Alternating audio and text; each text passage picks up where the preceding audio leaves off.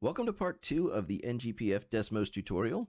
This series is in support of our financial algebra curriculum, and for more details about this free math and personal finance course, you can visit us at ngpf.org.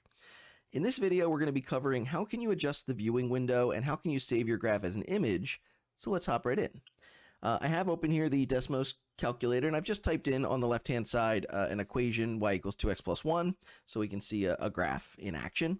So what I'm going to do is I'm going to collapse this window so that we can see the graph more clearly, right? And it's just hiding over here if we wanted to reopen it.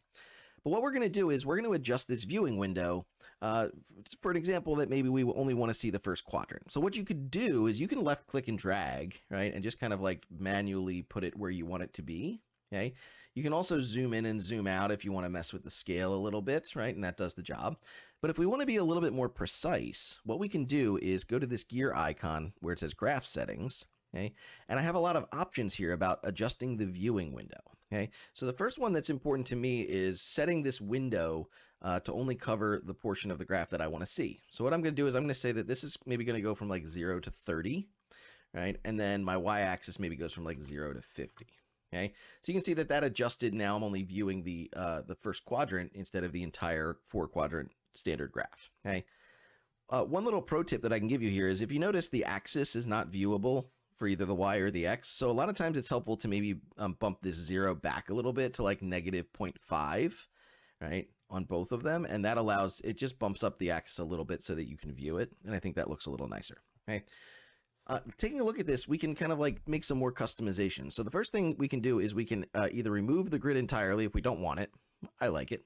Okay, we can add arrows. So if you notice, it's very subtle, but it added an arrow in the top and the right. Okay, there's two settings for arrows. We can either do all 4 directions, or if we're just doing a first quadrant graph, we can just set it to be 2 directions if we're viewing the larger window. Okay, we can remove the axis numbers altogether. Okay, or, and I like this feature, we can remove what's called minor grid lines, right? So if I'm going from 14 to 16, having these little, kind of fraction lines kind of clutters the graph a little bit. So if you remove those, that makes it look a little bit nicer. Okay, and then what we might want to do is look at this and say, you know what, this is going from 0 to 30. It's counting by 2s. I'd really like it to count by 1s. So what we can do is go to the x-axis and we can change the step from the default, which Desmos picked for us, of 2, and we can change it to 1. And I can do the same thing on the y-axis. Maybe I want this to, instead of counting by 10s, I want to count by 5s, right? So I can now adjust that so that I'll get grid lines for every 5 instead of every 10, right? We can also add labels. So if this is a word problem and we're setting this up, we can say that maybe the x-axis represents time, and maybe the y-axis represents money, okay? And I can add labels to the bottom and to the left-hand side for the axis, so we know what they represent. Okay, so those are the main features. There's some other little stuff if you want to see. We also have the option to do what's called like a high contrast mode, right? So this looks a little bit thicker. So if you're displaying this on a projector, it's a little bit easier to read. Yeah, there's also a reverse contrast mode if that's something that's helpful to you. Okay, so the last thing I want to show you is now that we've created this nice graph, well, what if we wanted to export it as an image to use, in our class in some other way besides just projection? So what we can do here is now come up to the share option, say share graph, okay? And we can export this image, right? If I click export image, it will give you a lot of options, okay? And it's going to change your scale a little bit depending on which option you choose. It defaults to a size medium square, which you can see that restricts it to the x-axis only counting by 10s, okay? I can mess around with this and say, you can see small, that doesn't work very well.